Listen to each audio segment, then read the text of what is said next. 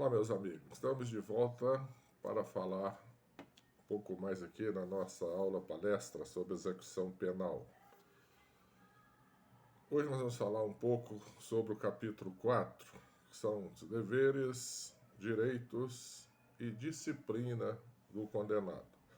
Os capítulos 38 e 39, inicialmente, vêm determinando aqui qual seria essas obrigações, do condenado. Primeira obrigação, ele deve se ater às normas, da unidade prisional, porque ele deve se comportar ali sabendo que está cumprindo uma sentença. Então, ele está respondendo, está pagando, pelo que fez, podemos dizer assim. O capítulo 39 vem especificando quais são esses deveres, Ali vem falando sobre o comportamento, como deve ser o comportamento, deve ser em disciplina, em cumprimento, deve se ater ao cumprimento fiel da sentença, ou seja, aquele preso, aquele condenado, não pode estar criando contenda dentro da unidade, não pode estar exigindo nada além do que é permitido pela lei. Então ele deve obediência ao servidor, no caso aí ao policial penal, deve se dirigir sempre com respeito, deve ter uma urbanidade e respeito, no trato com os demais condenados. Então aquela questão, deve estar sempre ali agindo educadamente com seus colegas, com os demais presos, A conduta oposta a movimentos de revolta deve ser também uma obrigação do preso. Qualquer conduta que leve ali a uma revolta, a um descontentamento dos presos, da população carcerária, deve ser evitado pelo preso. Porque uma conduta dessa pode levar, inclusive, a responder por falta grave e ser penalizado. Deve, quando estiver executando algum tipo de trabalho, deve ser executado na forma correta, seguindo os padrões do trabalho normal. Aquele trabalho que não pode ser estafante, mas também não pode ser aquele trabalho sendo executado de uma forma equivocada ou de uma forma contrária às normas que regem aquele tipo de trabalho. Também ele deve ser submisso à sanção. O que é isso? As sanções que lhe for aplicado. Se ele cometer uma falta, ele deve receber a punição de uma forma submissa. Outro ponto é a indenização à vítima do delito que ele cometeu. Isso é uma questão, a própria lei determina isso, mas conforme já falado anteriormente, ele só será obrigado a indenizar a vítima se na sentença, lá do processo de conhecimento, o juiz que o condenou determinar algum tipo de indenização. Só nesses casos, sim. Indenização ao Estado. Essa realmente é uma obrigação. Se ele vier a exercer algum trabalho remunerado dentro da unidade, ele vai receber um pagamento pelo trabalho, conforme a nossa lei determina, mas parte desse salário, desse ganho dele, será retido para o Estado, será um pagamento pela sua manutenção ali na unidade. O preso também deve cuidar ali da higiene pessoal e do local, onde ele está cumprindo a sua pena. Quer seja uma cela, quer seja um galpão, ele tem que estar sendo cuidado ali daquele local, higienizando e, quando higienizado, sendo mantido ali a limpeza. E isso faz parte, inclusive, dos objetos pessoais, Deve sempre manter esses objetos limpos e conservados. Essas aí são as normas que o preso deve seguir. Agora, quais são realmente os direitos do preso? É evidente, o preso está ali pagando pelo crime que cometeu, o condenado no caso, mas a lei são dois objetivos, né? Punir e permitir a ressocialização. Portanto, as unidades ali prisionais, a direção dos presídios, deve então cuidar, primeiramente, da integridade física do preso, física e moral. Então, o sentenciado deve ter esse cuidado. Não deve haver espancamento, evidente, né? Primeiramente que é um crime, né? A tortura é crime, mas não deve permitir também brigas, né? Entre presos. Aqueles momentos em que estão no banho de sol, ou mesmo nas celas, né? Normalmente as celas têm vários presos, então não pode permitir que haja confronto entre os presos, haja briga entre os presos. Agora, quais são os direitos que a lei também, artigo 41, prevê? São os direitos elementares, né, para o cidadão, para a pessoa comum. Alimentação suficiente e vestuário. Quer dizer, o preso não pode receber uma alimentação que esteja imprópria para o consumo. Então, são questões que têm que ser observadas pela direção da unidade prisional. Atribuição de trabalho. Sendo possível, né, e sempre há, né, aqueles trabalhos ali que não tem funcionário, não tem empregado para realizar, então o diretor do presídio pode designar os presos, até mesmo do regime fechado, para realizar esse trabalho. Aí esse trabalho tem que ser remunerado, né? Não é um trabalho gratuito. E o preso também tem direito à previdência social. Embora anteriormente a lei fala que o trabalho do preso está sujeito à CLT, Consolidação das Leis do Trabalho, mas a previdência social é um direito que o preso tem. E esse trabalho também, a parte do pagamento que ele vai receber, ele não vai pegar esse dinheiro, mas vai formar um pecúlio. Quando ele sair, vai receber esse pecúlio. Isso é um dos direitos. Proporcionalidade no tempo do trabalho.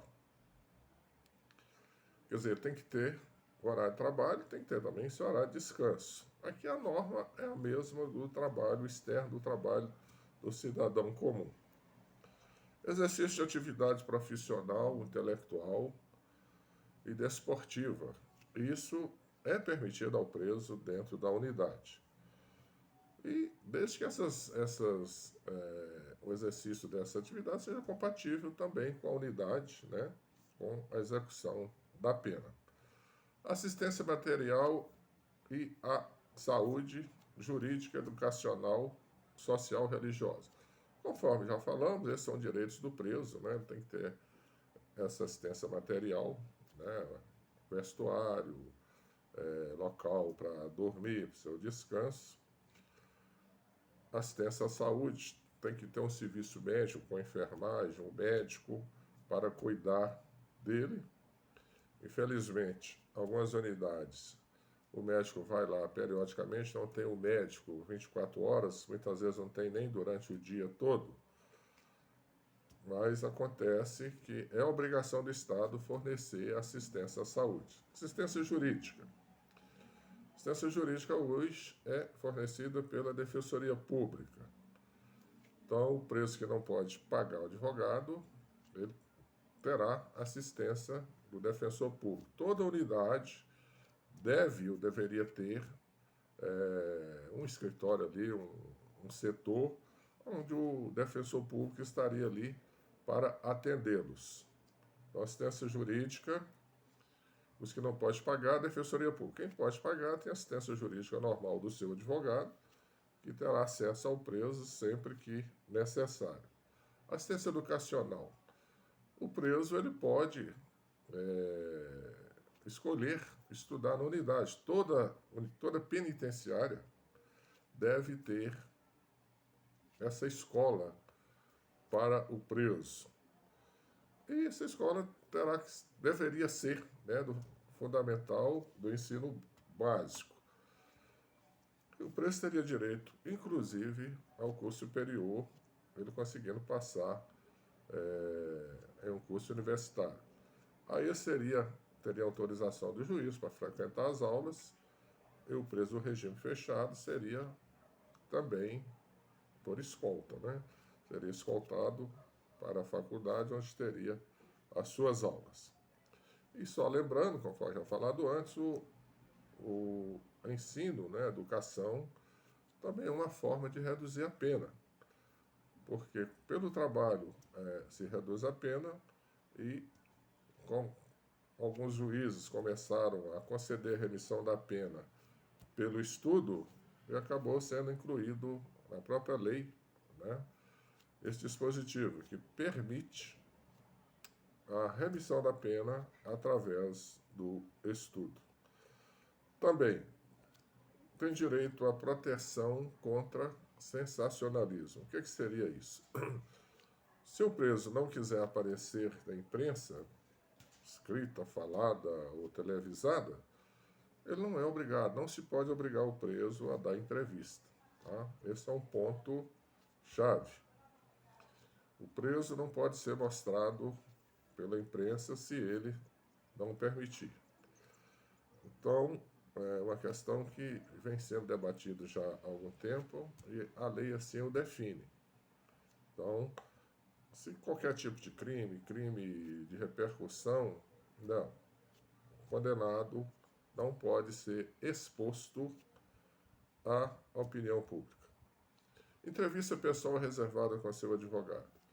Essa é assistência jurídica, né? Sempre que for necessário, o advogado vai até a unidade prisional e terá essa entrevista reservada com o preso. É um direito previsto na lei. Visita de parentes. A lei permite, né, a visita do cônjuge ou companheira ou companheiro, também de parentes próximos, né? E a lei fala até em amigos. Hoje, as nossas unidades aqui não têm permitido a visita de amigos, mas isso é uma previsão legal, então estão agindo de forma incorreta. Se o amigo deseja visitar o preso, tem que ser permitido, desde que siga aquelas normas legais, né? Faz o cadastro e tal, cumpra as exigências para o cadastro, e aí teria ou terá que permitir. Chamamento nominal. Era comum nas unidades o preso ser tratado pelo número, pelo delito que ele teria cometido. Então o preso era o 171, era o 121, ou simplesmente homicida. Então isso é proibido, não se pode tratar o preso dessa forma. O policial penal tem que tratar o preso pelo seu nome. Igualdade de tratamento, exceto quanto à exigência da individualização da pena.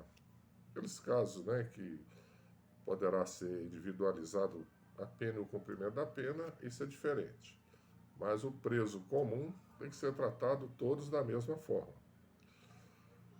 Audiência especial com autoridades de diretor do presídio, da penitenciária.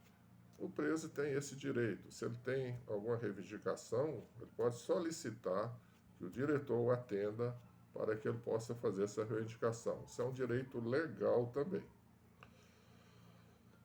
Outra coisa, se o preso acha que tem que estar com direitos vencidos, a sua pena está longa demais, ele pode, inclusive, fazer uma petição ao juiz ou ao tribunal.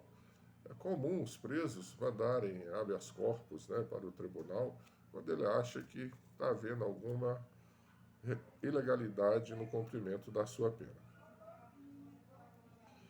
Contato com o mundo exterior, através de carta. O preso, sim, tem esse direito de comunicar com o mundo exterior, pode escrever carta, sim.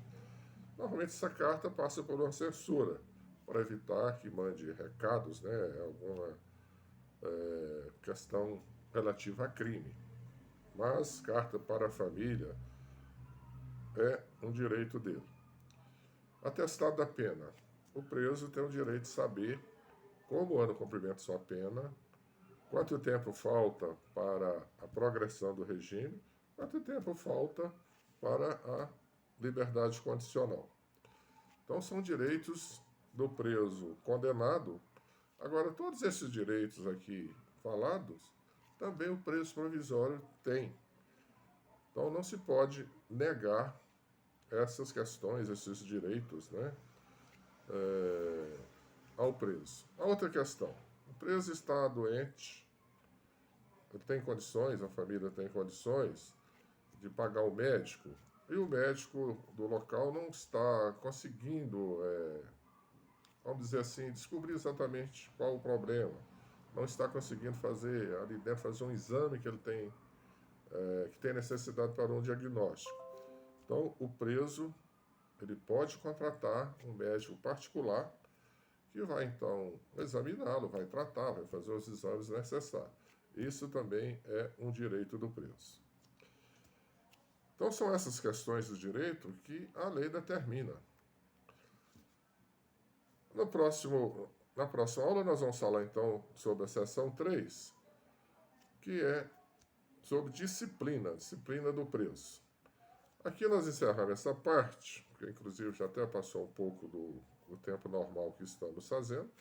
Lembramos aos amigos, aos colegas, advogados, estudantes, para inscrever no canal, porque inscrevendo aqui no canal a gente vai aumentando e vai falando mais sobre a lei. É importante falar sobre a lei e no próximo nós vamos inclusive responder algumas perguntas de alguns colegas. A última pergunta aqui, só para completar, foi, embora já falado aqui também anteriormente, o advogado que defendeu o preso no processo de conhecimento, processo que ele foi condenado, automaticamente vai estar no processo da execução? Então, alguns colegas têm dúvidas sobre isso. Então, não vai estar.